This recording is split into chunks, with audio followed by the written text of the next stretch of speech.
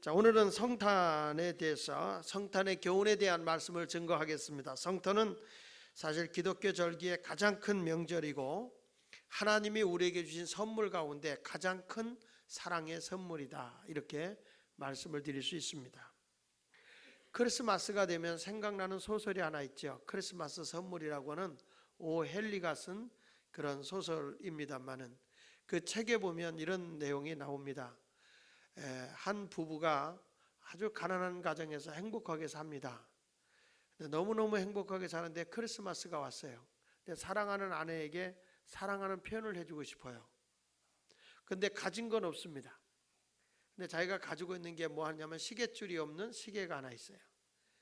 근데 그 시계를 가지고 있었는데 늘 그 아내가 머리를 이렇게 길게 이렇게 늘어뜨리고 있는데 머리를 꽂는 그런 그 머리핀이 좀 하나 있으면 좋겠다. 그래서 좋은 머리핀을 하나 해주고 싶은 마음을 가지고 있어서 도저히 자기가 머리핀을 살 만한 능력이 없으니까 자기가 가지고 있던 시계를 팔아서 머리핀을 사줬죠.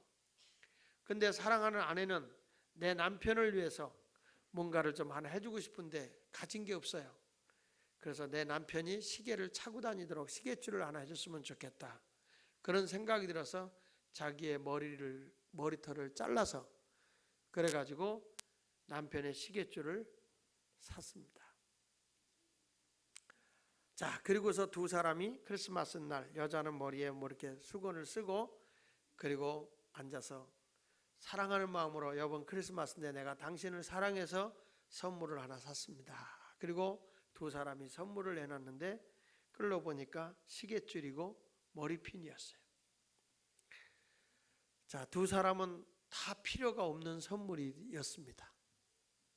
시계줄에 필요하지도 않고 머리핀도 필요하지 않았습니다. 그러나 두 사람의 그 마음속에 흐르는 것은 한 가지가 있었습니다. 그것은 뭐냐면 남편을 사랑하는 마음과 아내를 사랑하는 그 마음이 그 선물 속에는 들어 있었던 것입니다. 둘이는 부둥켜 안고 한없이 울었지만 두 사람의 눈물은 슬픔의 눈물이 아니라 행복의 눈물이었습니다. 그렇습니다. 사랑은 가난을 이깁니다. 사랑은 죽음도 이길 수 있습니다. 사랑은 추위를 이길 수 있습니다. 바로 우리 하나님께서 인류를 구원하기 위해서 이 땅에 값진 아들을 선물로 주신, 구세주를 선물로 주신 그 날이 성탄절입니다. 그래서 오늘 저는 본문에 있는 말씀을 통해서 성탄이 주는 교훈에 대한 말씀을 증거하면서 함께 은혜를 받도록 하겠습니다. 첫째로는 우리 예수 그리스도가 언제 오셨느냐 하는 것인데 밤에 오셨습니다. 예수님이 출생했을 때가 밤, 아주 이른 새벽이라고 그냥 깊은 밤이죠. 여기 성경의 8절에 보니까 이렇게 말하죠. 누가복음 2장 8절에 시작. 그 지역의 목자들이 밤에 밖에서 자기 양떼를 지키더니라고 말씀을 하고 있습니다. 여기 보면 밤에 예수 그리스도께서 오셨다고 하는 것은 상당히 큰 의미를 가져다 주는 것입니다. 예수 그리스도가 탄생하기 전에 바로 유대 땅은 어떤 땅이었느냐? 한마디로 밤이었습니다. 정치적으로는 로마의 이스라엘 나라가 예속이 돼서 로마의 통치 아래에 있는 정치적인 밤이었습니다. 종교적으로는 유대교가 백성들에게 희망과 꿈을 주지 못하는 세속화되어져 있고, 그리고 욕심에 사로잡혀 있는 종교 지도자들에 의한 종교적인 어두움의 세상이었습니다. 사회적으로는 부정과 부패로 인해서 죄악이 범람하는 그런 밤이었습니다. 백성들이 하루하루를 먹고 살아간다는 게 너무너무 어려운 민생고에 허덕이고 있는 암흑의 시대였습니다. 그때 바로 역사의 주관자가 되시고 세상의 빛이 되시는 분으로 오신 분이 바로 예수 그리스도이신 것입니다. 사랑하는 여러분, 현대를 가리켜서 어떤 분들은 얘기하기를 오늘날도 밤이다 라고 얘기를 하고 있습니다. 실존주의 철학자 사르트르는 말하기를 현대를 출구가 없는 시대라고까지 표현했습니다. 어디로 나가야 될지, 어디로 우리가 들어가야 될지, 도무지 입구로 들어왔다 할지라도 나갈 데가 없는, 현대를 출구가 없는 세대라고 했고, 유명한 작가인 알버트 까미라고 하는 분은 말하기를 현 시대를 가리켜서 빛이 없는 시대라고까지 표현을 했습니다. 극단적인 말을 했던 버틀런드 러셀이라고 하는 사람은 지금과 같은 세상이라고 하면 5년 후면 인류가 파멸하게 될 것이다 라고 얘기를 했습니다. 성경에서 말할 때 우주라고 하는 뜻은 코스모스라고 얘기를 합니다. 코스모스라고 하는 뜻은 질서라는 뜻입니다. 그런데 지금의 세상은 질서 있는 세상이 아니고 혼란과 어둠이 있는 시대, 카오스의 시대라고 얘기를 합니다. 바로 지금의 우리가 여길 가봐도 저길 가봐도 무엇 하나 희망을 주지 못합니다. 정치, 경제, 사회, 문화, 교육, 윤리 등 할 것 없이 세상의 모든 것들이 절망과 어둠을 우리에게 가져다 주고 있다고 하는 얘기입니다. 어떤 사람은 말하기를 현대를 가리켜서 바로 25시로 빛없는 세상에 우리가 살고 있다라고 표현까지 합니다. 그렇지만 우리 예수 그리스도는 이 땅에 무엇으로 오셨습니까? 어두움 속에 빛으로 오신 분입니다. 평화의 왕으로 세상에 희망을 주고, 그래서 절망의 어둠에 빠져 있는 자에게 예수 그리스도가 들어가면 희망이 생깁니다. 죄악의 어둠에 처했던 사람들이 바로 교도소에도 빛 대신 예수 그리스도가 들어가면 변화가 일어납니다. 강도가 변화됩니다. 도둑놈이 변화됩니다. 살인자가 변화됩니다. 어둠의 삶을 살던 사람들이 빛의 사람으로 변화가 일어납니다. 그래서 예수 그리스도가 밤에 오셨다고 하는 것은 상당한 의미를 우리에게 가져다 주는 것입니다. 유명한 신학자인 칼 바르트는 성경을 읽어보면 한마디로 기다림의 역사다라고 얘기를 했습니다. 기다림의 역사 신학. 대강절이라는 게 뭡니까? 오실 예수 그리스도를 기다렸는데 바로 그분이 오신 날이라는 거죠. 여러분, 아담 이후 인류 역사는 바로 인류를 구원하러 오실 메시아를 기다리는 역사였다고 한다면, 바로 지금은 다시 오실 예수 그리스도를 기다리고 있습니다. 왜 그럴까요? 그 시대에는 바로 인간의 억압과 구속과 어둠에서 건져주실 메시아를 기다린 것이라고 한다면, 지금은 죄악과 파멸과 멸망의 자리에서 영원한 하나님의 나라의 세계로 우리를 인도하실 다시 오실 예수 그리스도를 기다리고 있는 것입니다. 오늘 본문에 깜깜하고 어둠 속에 처해 있는 이 세상에, 더군다나 여기 목자는 당시에 내일을 어떻게 준비해야 될지 가난한 사람으로, 서민으로 살고 있는 분입니다. 여기에 예수의 탄생을 하나님께서 천사를 통해 알려주는 것입니다. 8절에 그 지역의 목자들이 밤에 밖에서 자기 양떼를 지키더니 주의 사자가 곁에 서고 주의 영광이 그들을 두루 비침에 크게 무서워하는지라. 천사가 이르되 무서워하지 말라. 보라, 내가 온 백성에게 미칠 큰 기쁨의 좋은 소식을 너희에게 전하노라 그랬습니다. 천사가 와서 두려워하지 말라고 합니다. 밤이라고 두려워하지 말라는 것입니다. 내일에 대해서 두려워하지 말라는 것입니다. 절망하지 말라는 것입니다. 희망을 품고 살라는 것입니다. 가난과 굶주림, 헐벗음, 병고, 불안, 상상할 수 없는 모든 두려움이 우리를 계속해서 지배해 들어오지 않습니까, 여러분? 어떤 분은 사업에 밤이 와서 사업에 실패하고 낙심하고 계시는 분도 있을 것이며, 어떤 분은 중병으로 내 인생이 끝났다고 좌절하고 있는 분도 있을 것입니다. 제가 예배를 끝나고 찾아가려고 하는 분이 혼자서 애를 셋을 데리고 살다가 갑자기 암이라는 중병이 걸려서 어려움 속에 처하고 있다고 하는 얘기를 듣고 수술을 앞두고 있기 때문에 제가 찾아가 뵈려고 합니다. 아마 아무도 얘기를 못했습니다. 방광암이라고 하는 것이기 때문에 말기라고 하는 것으로 인해서 사람의 모든 건 끝났으니까 누구도 얘기를 못한다라고 얘기하죠.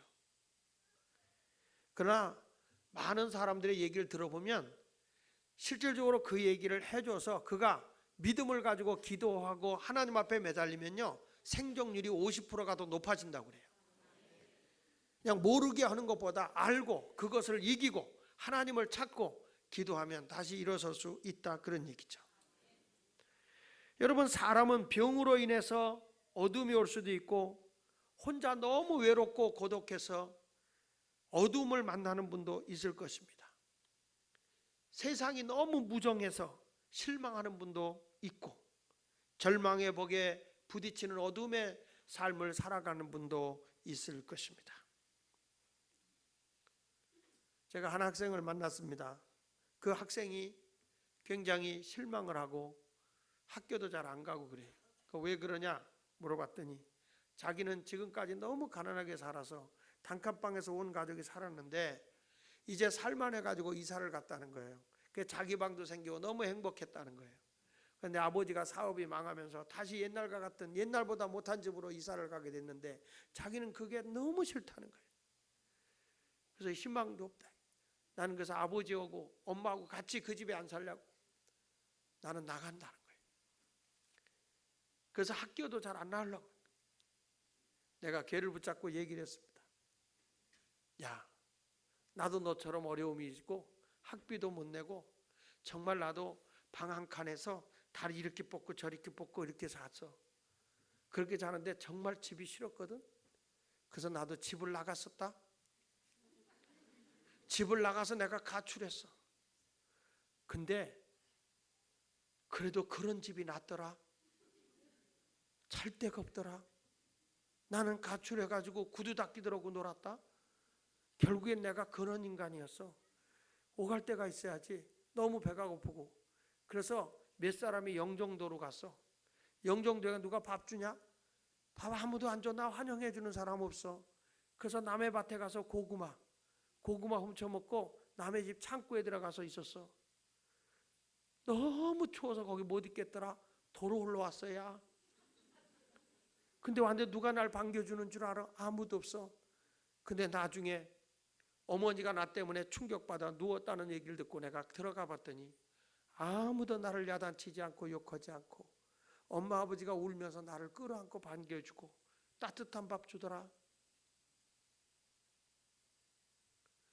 너를 세상에서 누가 반겨줄 것 같니? 그래도 힘들고 살지만 작은 방에 살지만 너무 너는 절망하지 마라. 거기에 빛이 있어. 그래서 내가 다시 집으로 돌아가서 열심히 내 꿈을 갖고 살겠다고 그랬을 때 나는 목사가 된 거고 지금도 나가서 나는 이렇게 자신 있게 말씀을 전할 수 있어. 그러니까 너 지금까지 낙심하지 말고 예수님과 함께 희망을 가지고 나가라. 너 지금 고생해도 나중에 쨍하고 해 뜬다. 그래서 찬송가도 있단다. 쨍하고 해 뜰 날 돌아온단다. 찬송가도 있단다. 저는 그 아이를 붙잡고 기도해 줄 때 그가 하염없이 흐느껴 울었어요. 여러분, 세상을 살다 보면 어두움이 왜 없겠습니까? 사람이 살아가는데 왜 실패가 없겠습니까? 사람이 살아갈 때에 편안하지 못하고 너무너무 고통 속에 허덕일 때가 있습니다. 그럴 때에 누굴 만나야 될까요? 어두움에 비치신 분, 예수 그리스도이십니다. 그래서 예수 그리스도는 이 땅에 어떤 분으로 오셨느냐? 어두움에 빛으로 오신, 그래서 한밤중에 오신 분이 예수님이십니다. 여러분, 예수님을 만나면 내 인생은 새 소망이 시작되는 것입니다. 두 번째 가서 아기로 탄생하셨습니다. 전능하신 하나님이 어른으로 슈퍼맨으로 짱 하고 나온 거 아닙니다. 멋있는 남자로 나타난 거 아닙니다. 아기로 출생하셨습니다. 7절에 보면 첫 아들을 낳아 강보로 싸서 그 위에 뉘었으니 이는 여관에 있을 곳이 없었다고 그랬습니다. 다 같이 11절 12절 한번 읽어볼까요? 시작. 오늘 다윗의 동네에 너희를 위하여 구주가 나셨으니 곧 그리스도 주시니라. 너희가 가서 강보에 쌓여 그 위에 뉘어 있는 아기를 보리니 이것이 너희에게 표적이니라 그랬습니다. 여기 보면 아기 예수가 강보에 쌓여 그 위에 누웠습니다. 어제 물통 다라에 누워있는 최강철 목사님하고는 다릅니다. 여러분, 여기 아기 예수로 태어났다고 하는 이 의미 속에는 엄청난 교훈이 거기에 숨어 있다고 저는 생각을 해요. 여기 예수 그리스도가 오셨다고 하는 것은 무엇을 의미하는 것이냐? 첫째로 출발을 위해서 모든 과거를 버리라는 교훈입니다. 왜 그럴까요? 어린아기는 과거가 없어요.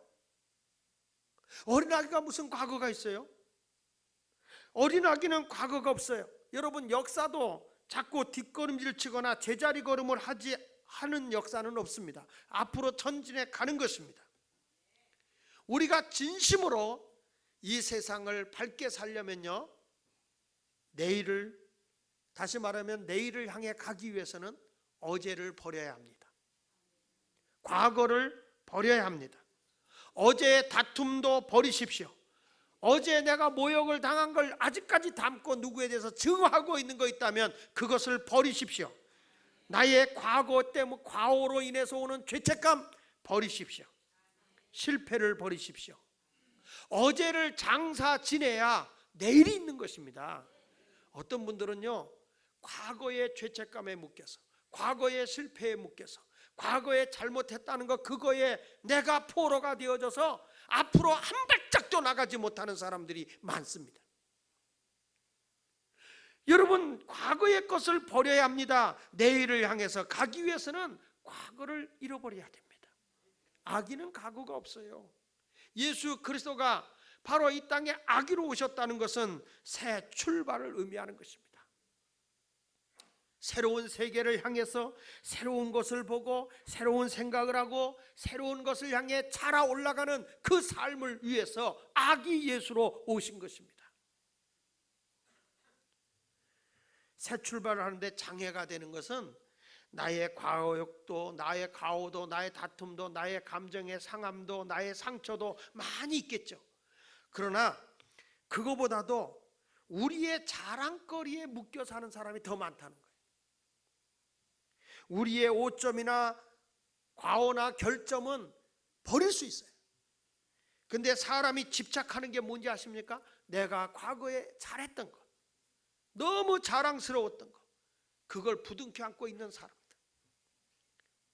그런 걸 선뜻 포기하고 버릴 줄 모르면요, 앞으로 나갈 수가 없어요. 나 과거에 잘했다, 그것만 붙잡고 있으면 여러분은 지인일보 할 수가 없어요. 그래서 성경은 말하는 겁니다. 손에 쟁기를 잡은 자가 뒤를 돌아다보는 것은 합당하지 않다는 거예요. 어느 교회도 가보니까 교회가 굉장히 고전적이에요. 시대에 맞지 않게 너무 노후되고 낙하서, 이거 좀 변화를 줘야 될 것 같은데요, 이거 변화를 주죠. 그 목사님 그래요. 목사님 얘기하지 마세요. 왜요? 할아버지 때 여기다 돌 붙여놓은 거라고 이거 헐면 안 된대요. 이거는 내 눈에 흙이 들어갈 때까지 절대로 이건 못한대요. 이건 영원히 있어야 된대요. 그 교회에 들어가면 너무 답답해요. 얼마나 이제 새롭게 해야 되는데 과거에 그 돌 붙여놨다는 것 때문에 안 된대요. 그래서 못 털고 못 져요. 여러분, 과거에 잘했으면 이런 생각하면 안 돼요. 시대에 맞게끔 내가 그 많은 거 내가 다시 할게요. 우리 할아버지가 해놓은 거 손자인 내가 해놓을게요. 좀 이렇게 진일 보는 생각하면 안 됩니까? 해놓은 거 절대 안 된다고요.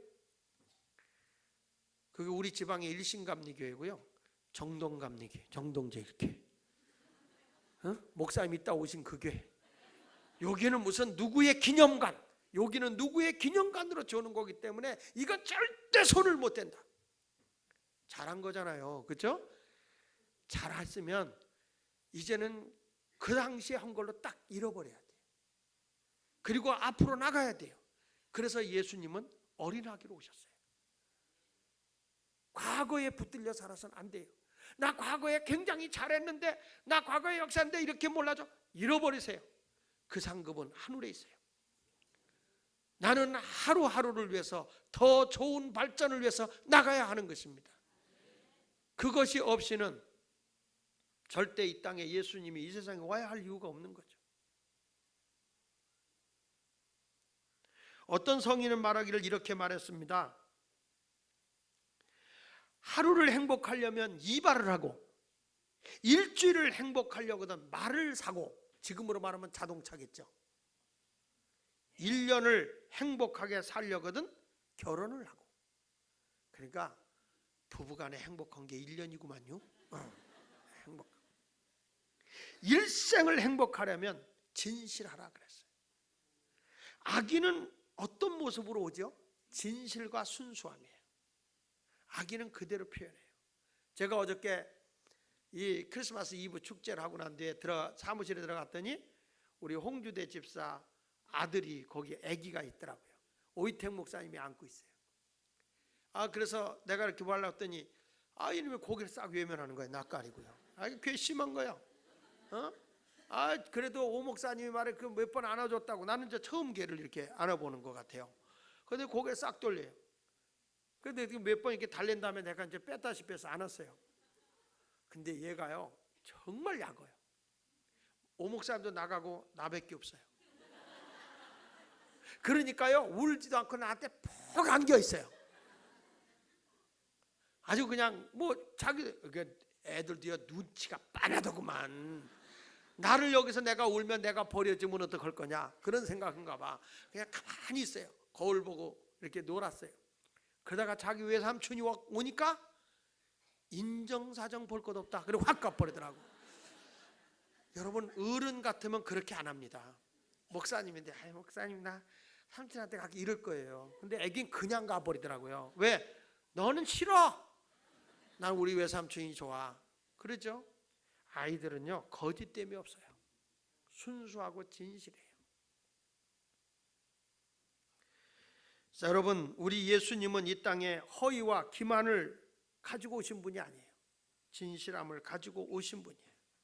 오늘도 여러분 아기 예수로 이 땅에 오신 예수님과 같이 우리도 그 예수를 모시고 진실되고 참되게 살아가야 됩니다.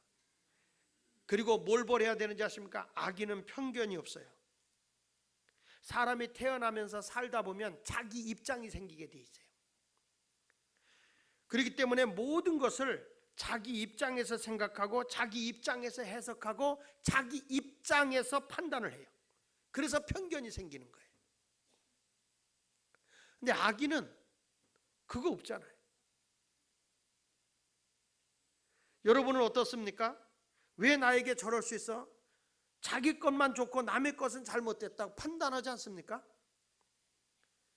오늘 이 시간에 내가 아기 예수를 모신 사람이라고 한다면 자기 자신에 대해서는 비판적인 생각을 갖고 남에 대해서는 동정적인 이해감을 가지면 얼마든지 모든 사람을 용납할 수 있다고 저는 생각합니다.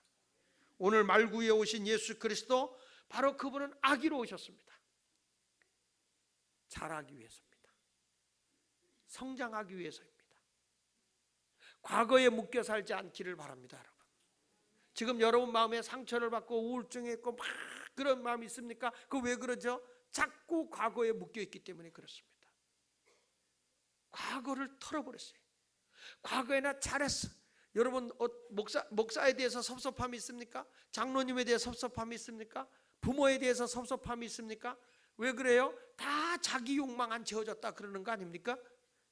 오늘 그거 다 내려놓으세요. 그저 예수만 바라보고 나가는 여러분이 됐으면 좋겠습니다. 그리고 마지막으로 예수님은 어떤 분으로 오셨죠? 어디에 출생하셨죠? 말구유에 탄생하셨어요. 말구유에. 바로 뭐죠? 말의 밥그릇에 출생하셨어요. 보잘것없는 여간이 아니라 여기 7절에 첫 아들을 낳아 강보로 싸서 구유에 누웠으니 이는 여관에 있을 곳이 없었다는 거예요. 그래서 종교개혁자 루터는 이렇게 말을 했어요. 성경을 가리켜 아기 예수를 누인 구유다. 성경이 바로 구유다. 오갈 데 없고 누울 자리 없는 곳. 거기가 바로 구유인데 그런 곳에 누가 찾아갔냐? 우리가 찾아가야 된다 그 말이에요.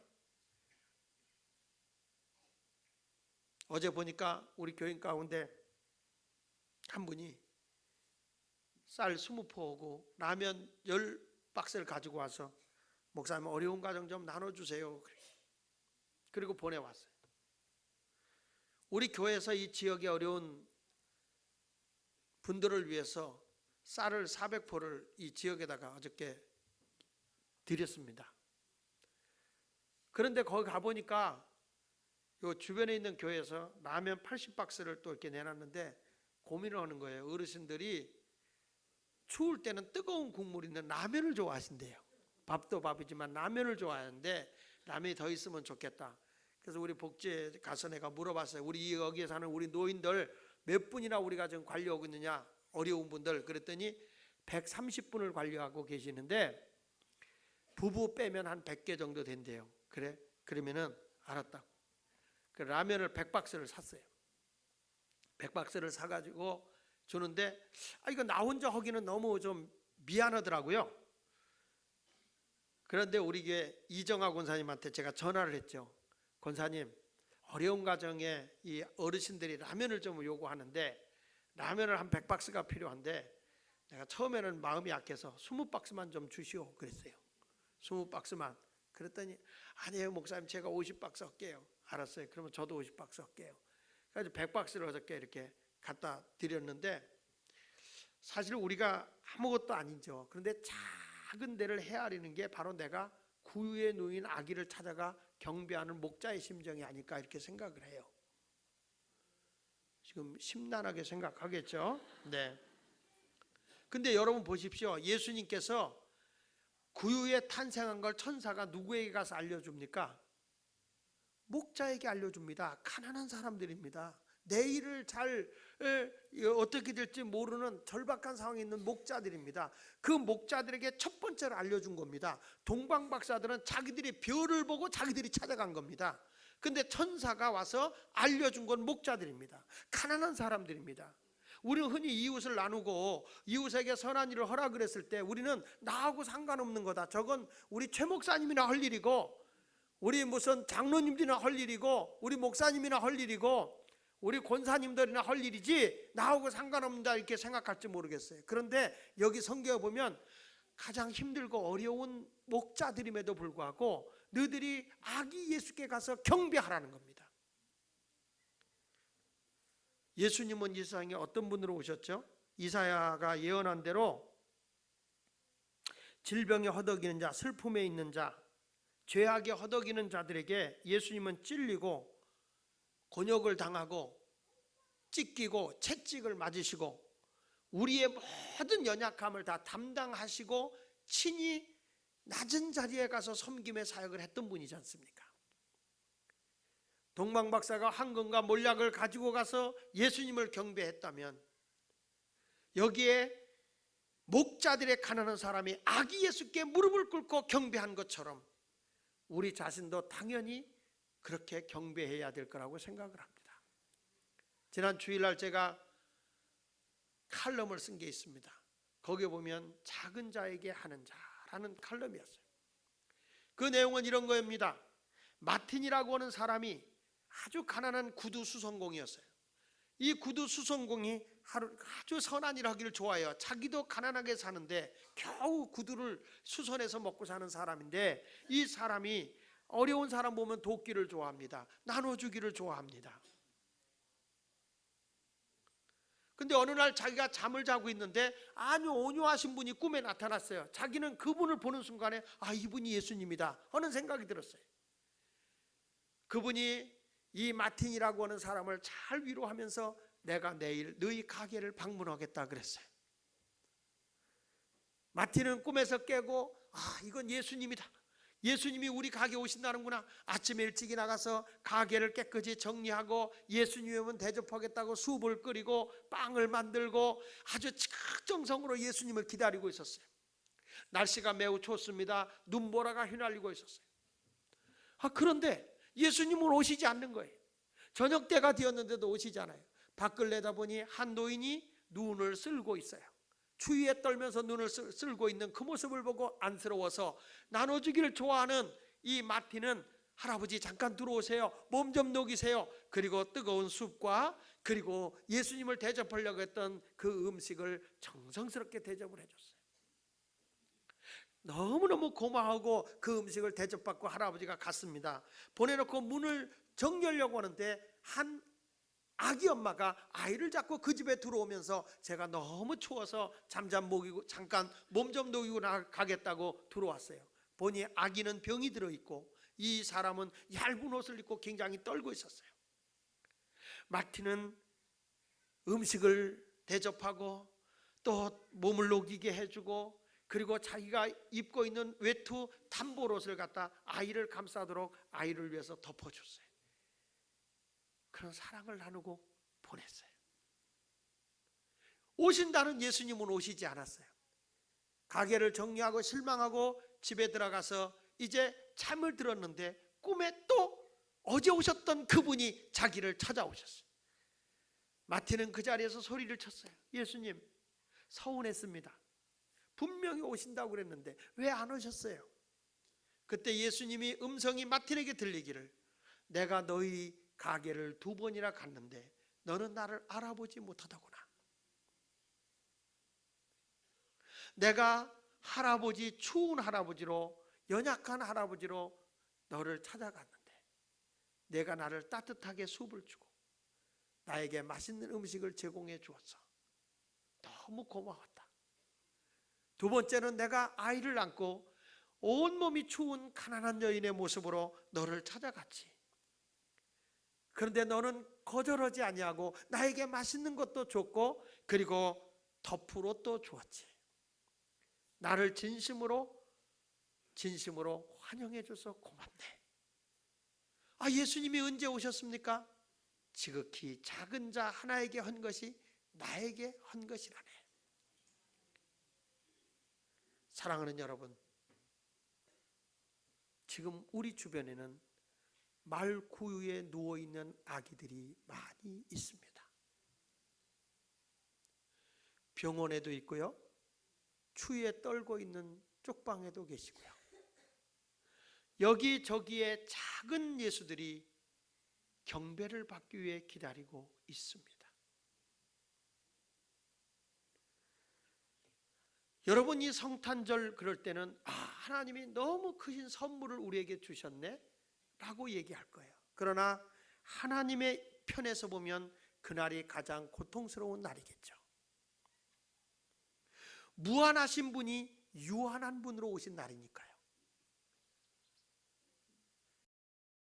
예수님은 내 때가 되지 않았다라고 말씀할 정도로 무한하신 분이 유한한 존재로 오셔서 또 영원히 존재하는 분이 시간에 묶여버리는 시간대에 오신 거 아니겠습니까? 전능하신 분이 인간의 유한한 존재로 오셔서 사람에게 고난도 당하시고 핍박도 당하시고 약한 자의 친구가 되시는 그런 분으로 오셨습니다.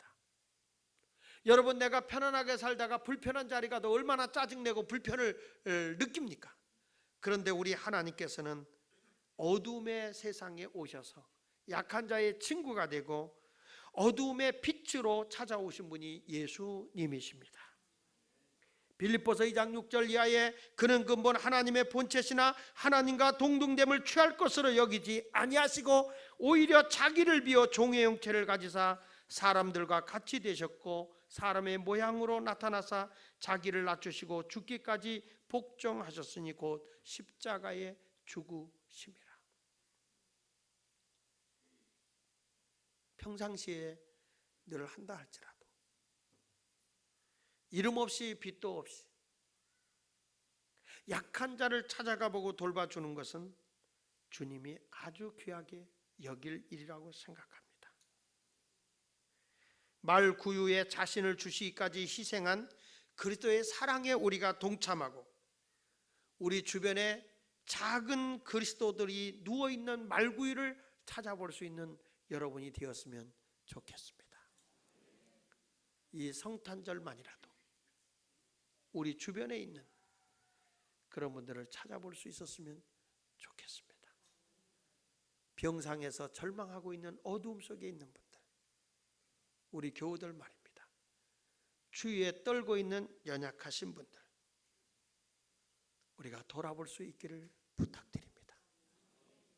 누가 당연히 할 것이다 라고 생각만 하지 마시고, 목자처럼, 있는 동방박사처럼, 없는 목자처럼 예수님에게 가서 무릎 꿇고 경배하는 그런 아름다운 삶이 여러분의 생활 속에서 나타나기를 축복합니다.